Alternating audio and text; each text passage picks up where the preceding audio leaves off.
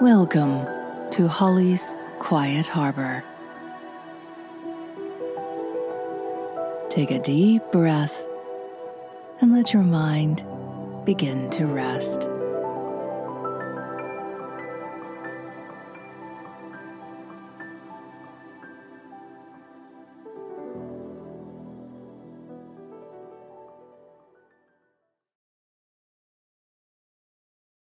The Blue North Room by L.M. Montgomery. "This," said Sara, laying Aunt Josephina's letter down on the kitchen table with such energy that in anybody but Sara it must have been said she threw it down. "This is positively the last straw. I've endured all the rest. I've given up my chance of a musical education when Aunt Nan offered it, that I might stay home and help Willard pay the mortgage off, if it doesn't pay us off first. And I have, which was much harder, accepted the fact that we can't possibly afford to send Ray to the Valley Academy. Even if I wore the same hat and coat for 4 winters, I didn't grumble when Uncle Joel came here to live, because he wanted to be near his dear nephew's children. I felt it my Christian duty to look pleasant when we had to give Cousin Caroline a home to save her from the poorhouse. But my endurance and philosophy and, worst of all, my furniture has reached a limit. I cannot have Aunt Josephine come here to spend the winter because I have no room to put her in." "Oh, Sally, what's the matter?" asked Ray, coming in with a book. It would have been hard to catch Ray without a book. He generally took one even to bed with him.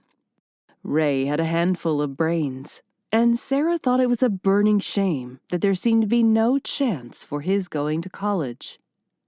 "You look all rumpled up in your conscience, beloved sis," the boy went on, chaffingly. "My conscience is all right," said Sara severely. "It's worse than that. If you please, here's a letter from Aunt Josephina. She writes that she's very lonesome. Her son has gone to South America and won't be back until spring, and she wants to come and spend the winter with us." "Well, why not?" asked Ray serenely. Nothing ever bothered Ray. The more the merrier. "Ray Sheldon, where are we to put her? We have no spare room, as well you know." "Can't she room with Cousin Caroline?" "Cousin Caroline's room is too small for 2. It's full to overflowing with her belongings now, and Aunt Josephina will bring 2 trunks at least. Try again, bright boy." "What's the matter with the Blue North Room?" "There's nothing the matter with it. We could put Aunt Josephina there, but where will she sleep? Where will she wash her face? Will it not seem slightly inhospitable to invite her to sit on a bare floor? Have you forgotten that there isn't a stick of furniture in the Blue North Room, and worse still, that we haven't a spare cent to buy any, not even the cheapest kind?" "I'll give it up," said Ray. "I might have a try at squaring the circle if you asked me, but the solution of the Aunt Josephina problem is beyond me. The solution is simply that we must write to Aunt Josephina politely but firmly that we can't have her come, owing to a lack of accommodation. You must write the letter, Ray. Make it as polite as you can, but above all, make it firm." "Oh, but Sally dear," protested Ray, who didn't relish having to write such a letter. "Isn't this rather hasty and rather inhospitable? Poor Aunt Josephina must really be rather lonely, and it's only natural she should want to visit her relations." "We're not her relations," cried Sara. "We're not a speck of relation, really. She's only the half-sister of Mother's half-brother. That sounds nice and relation-y, doesn't it? And she's fussy and interfering, and she'll fight with Cousin Caroline. Everybody fights with Cousin Caroline." "Except Sara," interrupted Ray. But Sara went on with a rush. "And we won't have a minute's peace all winter. Anyhow, where could we even put her if we wanted her to come? No, we can't have her." "Mother was always very fond of Aunt Josephina," said Ray reflectively. Sara had her lips open, all ready to answer whatever Ray might say, but she shut them suddenly, and the boy went on. "Aunt Josephina thought a lot of Mother, too. She used to say she knew there was always a welcome for her at Maple Hollow. It does seem a pity, Sally dear, for your mother's daughter to send word to Aunt Josephina, per my mother's son, that there isn't room for her any longer at Maple Hollow." "I shall leave it to Willard," said Sara abruptly. "If he says to let her come, come she shall, even if Dorothy and I have to camp in the barn." "I'm going to have a prowl around the garret," said Ray, apropos of nothing. "And I shall get the tea ready," answered Sara briskly. "Dorothy will be home from school very soon, and I hear Uncle Joel stirring. Willard won't be back till dark, so there's no use waiting for him." At twilight, Sara decided to walk up the lane and meet Willard. She always liked to meet him thus, when he had been away for a whole day. Sara thought there was nobody in the world as good and dear as Willard. It was a dull gray November twilight. The maples in the hollow were all leafless, and the hawthorn hedge along the lane was sere and frosted. A little snow had fallen in the afternoon, and lay in broad patches on the brown fields. The world looked very dull and dispirited, and Sara sighed. She could not help thinking of the dark side of things just then. "Everything is wrong," said poor Sara dolefully. "Willard has to work so hard, and yet, with all his efforts, he can barely pay the interest on the mortgage, and Ray ought to go to college.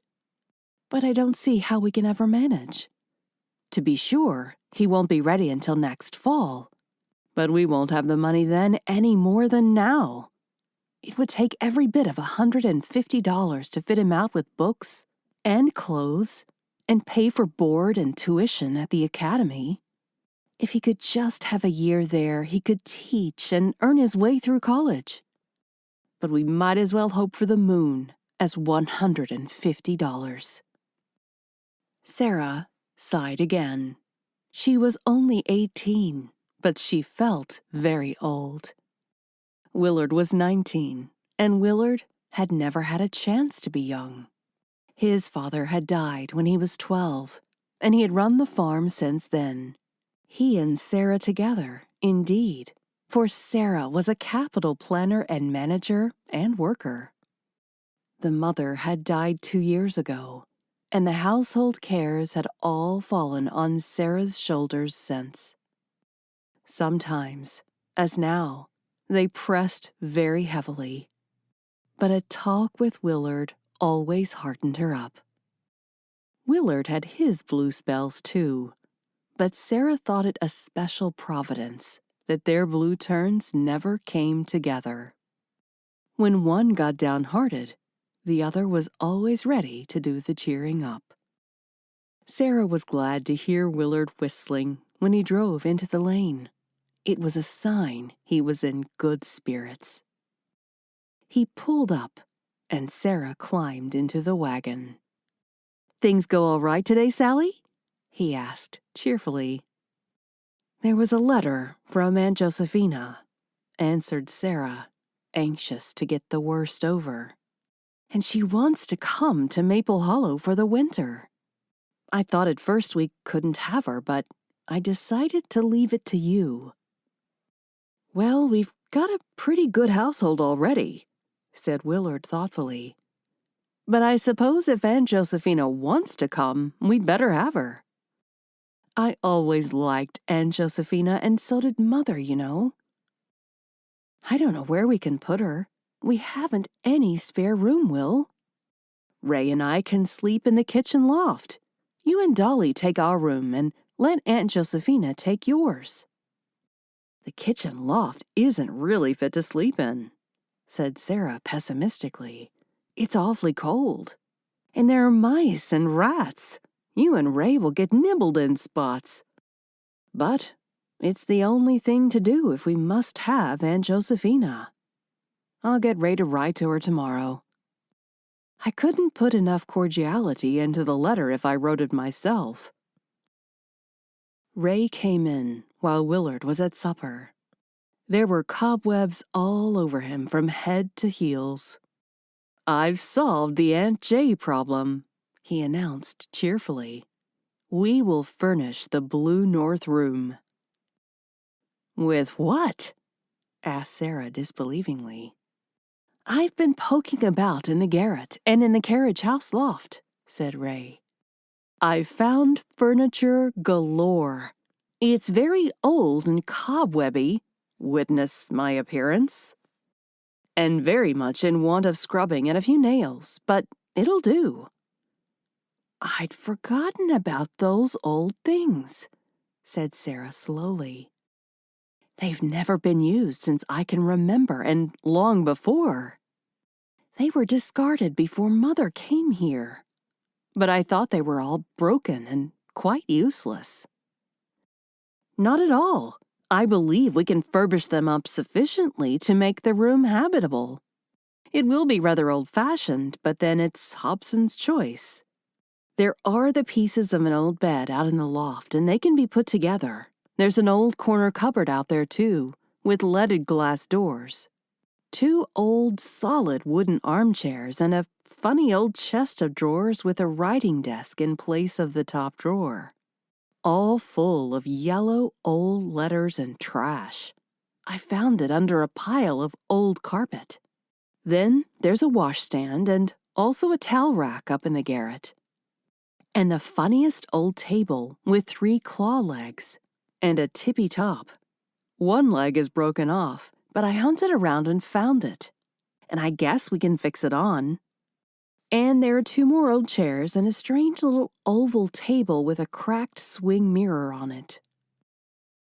"I have it," exclaimed Sara with a burst of inspiration. "Let us fix up a real, old-fashioned room for Aunt Josephina. It won't do to put anything modern with those old things. One would kill the other. I'll put Mother's rag carpet down in it, and the 4 braided mats Grandma Sheldon gave me, and the old brass candlestick and the Irish chain coverlet. Oh, I believe it'll be lots of fun." It was. For a week, the Sheldons hammered and glued and washed and consulted. The north room was already papered with a blue paper of an old-fashioned stripe and diamond pattern. The rag carpet was put down, and the braided rugs laid on it. The old bedstead was set up in one corner, and, having been well cleaned and polished with beeswax and turpentine, was really a handsome piece of furniture. On the washstand, Sara placed a quaint old basin and ewer, which had been Grandma Sheldon's. Ray had fixed up the table as good as new. Sara had polished the brass claws. And on the table she put the brass tray, 2 candlesticks, and snuffers, which had been long stowed away in the kitchen loft. The dressing table and swing mirror, with its scroll frame of tarnished gilt, was in the window corner, and opposite it was the old chest of drawers. The cupboard was set up in a corner, and beside it stood the spinning wheel from the kitchen loft. The big grandfather clock, which had always stood in the hall below, was carried up, and 2 platters of blue willowware were set up over the mantel. Above them was hung the faded sampler that Grandma Sheldon had worked 90 years ago when she was a little girl. "Do you know," said Sara, when they stood in the middle of the room and surveyed the result. "I expected to have a good laugh over this, but it doesn't look funny at all. The things all seem to suit each other some way, and they look good, don't they? I mean, they look real, clear enough. I believe that table and those drawers are solid mahogany. And look at the carving on those bedposts. Cleaning them has made such a difference. I do hope Aunt Josephina won't mind their being so old." Aunt Josephina didn't. She was very philosophical about it when Sara explained that Cousin Caroline had the spare room, and the blue north room was all they had left. "Oh, it'll be all right," she said, plainly determined to make the best of things. "Those old things are thought a lot of now, anyhow. I can't say I fancy them much myself. I like something a little brighter. But the rich folks have gone cracked over them. I know a woman in Boston that's got her whole house furnished with old truck. And as soon as she hears of any old furniture anywhere, she's not contented till she's got it. She says it's her hobby and she spends a heap on it. She'd be in raptures if she saw this old room of yours, Sari." "Do you mean," said Sara slowly, "that there are people who would buy old things like these?" "Yes, and pay more for them than would buy a real nice set with a marble-topped bury. You may well say there's lots of fools in the world, Sari." Sari was not thinking or saying any such thing. It was a new idea to her that any value was attached to old furniture. For Sara lived very much out of the world of fads and collectors. But she did not forget what Aunt Josephina had said. The winter passed away. Aunt Josephina plainly enjoyed her visit, whatever the Sheldons felt about it. In March, her son returned, and Aunt Josephina went home to him. Before she left, Sara asked her for the address of the woman whose hobby was old furniture. And the very afternoon after Aunt Josephina had gone, Sara wrote and mailed a letter. For a week, she looked so mysterious that Willard and Ray could not guess what she was plotting.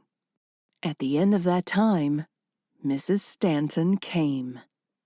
Mrs. Stanton always declared afterwards that the mere sight of that blue north room gave her raptures. Such a find! Such a discovery! A bedstead with curved posts, a claw-footed table, real old willow-ware plates with all the birds' bills meeting. Here was luck, if you like.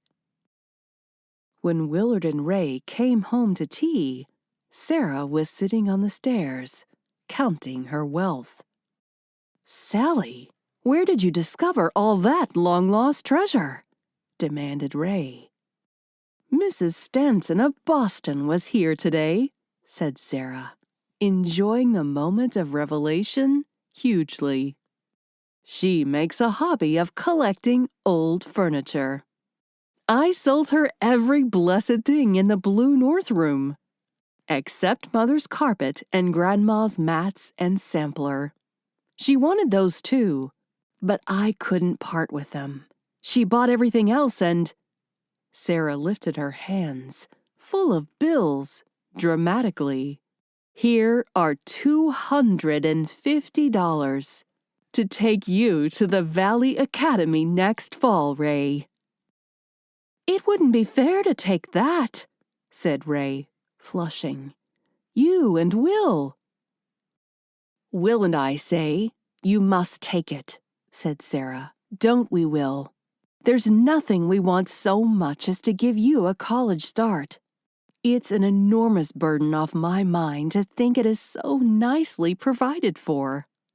Besides, most of those old things were yours by the right of rediscovery. And you voted first of all to have Aunt Josephina come." "You must take it, of course, Ray," said Willard. "Nothing else would give Sara and me so much pleasure. A blessing on Aunt Josephina." "Amen," said Sara and Ray.